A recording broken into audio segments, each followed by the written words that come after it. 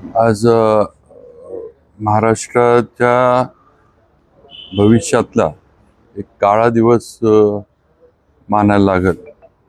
महाराष्ट्राचे उपमुख्यमंत्री आणि आमचे सर्वांचे नेते ज्यांच्या खऱ्या अर्थानं हे मार्गदर्शनाखाली आम्ही सगळेजण घडलो, ते माननीय अजितदादा पवार यांचं अपघाती निधन झालं. आणि हे सगळ्यांनाच एक हे शब्द नाही आहेत किंवा हे बोलण्याचे पण धाडस कोणाचं होत नाही की दादा आज आपल्यात नाहीत.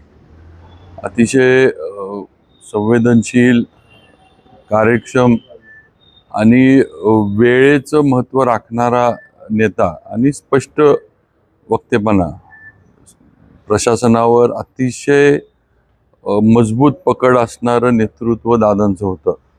आणि असं नेतृत्व आज महाराष्ट्राच्या सगळ्या म्हणजे पटलावरनं हरपलंय. महाराष्ट्राचं फार मोठं नुकसान आहे. हे कधी पुढच्या पिढ्यानपिढ्या हे कधी भरून निघणार नाही. अनेक आठवणी दादांच्या आहेत ज्या आज व्यक्त करणं पण शक्य नाही.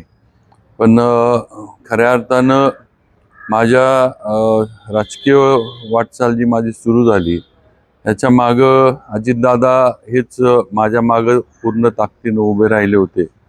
ज्यावेळेला माझ्या मागं कुणी नव्हतं, महाराजांचं, माझ्या वडिलांचं निधन झालं होतं आणि अतिशय संघर्षमय याच्यामध्ये मी राजकारणामध्ये सुरुवात केली होती. अशा ह्याच्यात दादांनी पूर्ण ताकद मला दिली आणि मला राजकीय वाटचाल माझी त्यांच्यामुळं सुरू झाली, त्यांनी सुरू करून दिली.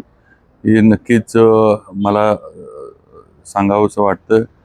आज ही दादांच्या जाण्यानं म्हणजे सगळेच जण हे मला वाटतं सातारा जिल्ह्याचे पालकमंत्री म्हणून त्यांनी जे काम जिल्ह्यात केलं, मला वाटतं जिल्हावासियांना एक विकास काय असतो आणि जिल्ह्याची दिशा कुठल्या ह्यानं असावी ह्याचं एक त्यांच्या पालकमंत्रीच्या काळामध्ये अजितदादांनी एक मार्ग दाखवून दिला. नाहीतर थोडं आपला जिल्हा दादा याच्या आधी थोडा भरकटलेल्या अवस्थेत होता असं मला तरी वाटतं. पण दादांनी खऱ्या अर्थाने या जिल्ह्याला विकासाची दिशा दाखवली आणि आज त्यांचं नेतृत्व आपल्यात नाही. अपघाती निधन त्यांचं बारामती येथे झालंय. अतिशय म्हणजे दुर्दैवी या शब्दाच्या पलीकडची ही घटना आहे. आणि हे दादांचं अचानक जाणं हे संपूर्ण महाराष्ट्राचं नुकसान आज त्यांचं नेतृत्व आपल्यातनं गेल्यामुळे झालंय. मी माझ्या वतीनं दादांच्या म्हणजे आत्म्यास शांती लाभो.